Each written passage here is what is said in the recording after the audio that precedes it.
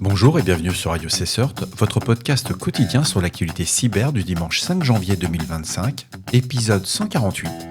Je suis Marc-Frédéric Gomez, en direct de l'Île-de-France. J'espère que vous allez bien. Au programme aujourd'hui, attention aux stations de recharge USB publiques, le FBI met en garde contre les risques de juice jacking via les stations de recharge USB publiques. SysBump, une nouvelle méthode pour contourner le KASLR.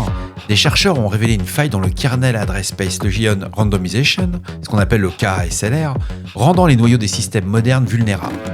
Fraude bancaire, l'IA à la rescousse. Les institutions financières américaines utilisent désormais l'intelligence artificielle pour détecter les transferts frauduleux. Vulnérabilité critique dans l'outil Nuclei. Une faille permet à des templates malveillantes de contourner la vérification des signatures dans Nuclei, exposant les systèmes à des risques élevés. Et enfin, nous finirons par un hommage à Amit Yoran, le PDG de Tenable. Amit Yoran, figure emblématique de la cybersécurité et PDG de Tenable, nous a quittés à l'âge de 54 ans. Son rôle déterminant dans la protection des infrastructures critiques reste un héritage inestimable pour la communauté. Bien entendu, vous trouverez l'ensemble des sources qui m'ont permis de faire cette revue d'actualité dans la description de l'épisode. Security News a publié un article concernant le FBI qui met en garde contre les risques liés à l'utilisation de stations de charge USB publiques, souvent présentées dans les aéroports, hôtels et autres espaces publics. Ces stations sont vulnérables à une attaque connue sous le nom de juice jacking, qui consiste à exploiter les connexions USB pour injecter des logiciels malveillants ou extraire des données personnelles. Les cybercriminels utilisent ces ports pour compromettre les appareils connectés, ce qui leur permet de déployer des payloads malveillantes et d'accéder à des informations sensibles comme des mots de passe, emails ou coordonnées bancaires. Le FBI recommande d'utiliser des chargeurs personnels et des powerbanks pour éviter ces risques. Il est également conseillé de désactiver les transferts de données via USB lorsqu'on utilise des ports publics. De plus en plus, on voit lors des déplacements professionnels, que ce soit aussi bien dans les trains, les hôtels, des prises USB qui sont très pratiques. Mais je suis l'avis du FBI déjà depuis des années. Quand on va à l'hôtel, quand vous prenez le train, etc., on ne cherche pas sur le port USB en direct. Jamais.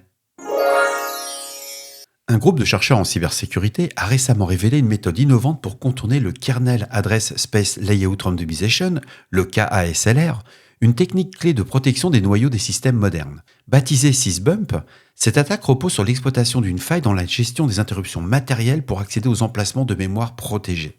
Cette méthode permet aux attaquants de neutraliser l'effet de randomisation en cartographiant précisément les adresses mémoire critiques. Ce type d'attaque augmente considérablement les risques pour les systèmes utilisant des noyaux Linux, Windows et macOS. Les experts appellent à une révision des mécanismes de sécurité des noyaux pour combler cette brèche. C'est à lire, c'est sur Security News. C'est intéressant, ça demande un certain niveau en connaissance système, mais pas mal. Un article paru sur Cyber Security Insider nous démontre que sur les banques et institutions financières américaines qui sont confrontées à une hausse des fraudes liées à des transferts bancaires, et grâce à l'intelligence artificielle, ils ont désormais une solution clé pour y répondre. Alors l'article, il est un peu, à clic, parce que, d'après toujours cet article, ces systèmes basés sur l'IA exploitent l'analyse comportementale pour identifier des modèles suspects dans la transaction en temps réel. Alors je vous rassure tout de suite, les institutions financières, ainsi que d'autres institutions, utilisent de l'analyse comportementale depuis des années avant l'IA. Ils n'ont pas attendu l'IA pour détecter un comportement malveillant.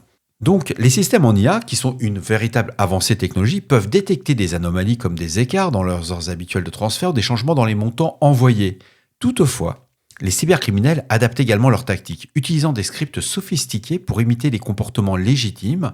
Les chercheurs soulignent que l'efficacité de l'IA dépend de la qualité des données utilisées pour l'entraînement des modèles et appellent à une collaboration accrue entre les institutions financières pour partager les informations sur les menaces émergentes. C'est un article intéressant. Je l'ai mis parce que j'ai trouvé ça extrêmement intéressant. On voyait une vision américaine. Alors que depuis des années, je dirais même des décennies, sans trahir aucun secret, les institutions financières partagent ce type d'informations déjà, quoi. Donc, du bon bullshit, mais c'est sympa à lire. C'est dimanche, on ne va pas se prendre la tête.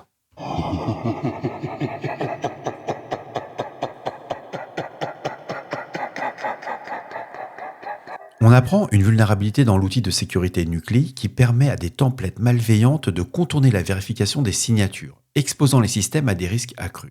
Nuclei, souvent utilisé pour l'analyse automatisée de vulnérabilités, repose sur des templates signés pour garantir l'intégrité de ces scans. Cependant, cette faille exploite un défaut dans le processus de validation des signatures. Les attaquants peuvent introduire des templates non autorisés pour exécuter du code arbitraire ou falsifier des résultats de scan.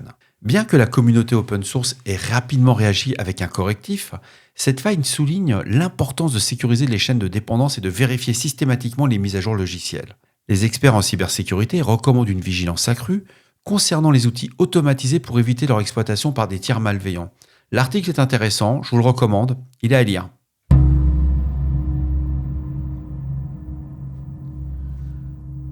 Je tiens à rendre hommage à Amit Yoran, le PDG de Tenable, un leader reconnu dans la cybersécurité, qui est décédé à l'âge de 54 ans. Sous sa direction, Tenable a joué un rôle clé dans la gestion des vulnérabilités et la sécurisation des infrastructures critiques. C'est quand même l'ancien chef du National Cybersecurity Division du département du Homeland Security. Et Yoran a également été un pionnier dans la défense proactive contre les cybermenaces.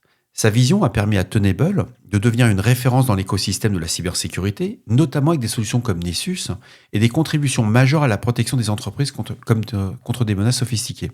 Sa disparition marque une perte significative pour la communauté mondiale de la cybersécurité. Les hommages affluent de la part de dirigeants, experts et institutions. Ça souligne son héritage dans un domaine en constante évolution. Repose en paix. Et voilà, cet épisode de Radio Cesseur du dimanche 5 janvier 2025 touche à sa fin. J'espère qu'il vous a plu, qu'il vous a apporté des informations utiles. N'oubliez pas, si vous avez des questions, des suggestions de sujets que vous souhaitez voir abordés dans nos prochaines émissions, laissez-moi un message sur le répondeur de Radio Cesseur au 07 68 72 20 09. Je suis là pour vous. Prenez soin de vous. À demain pour un nouvel épisode. Je fais des tests actuellement sur LinkedIn pour faire des publications automatiques. Je passe énormément de temps à faire le montage et à publier sur les différentes plateformes. Il y aura peut-être de la redondance, peut-être que l'épisode va pas sortir, je sais pas. Les premiers tests que j'ai faits sont laborieux. Mais on ne lâche rien. Au revoir.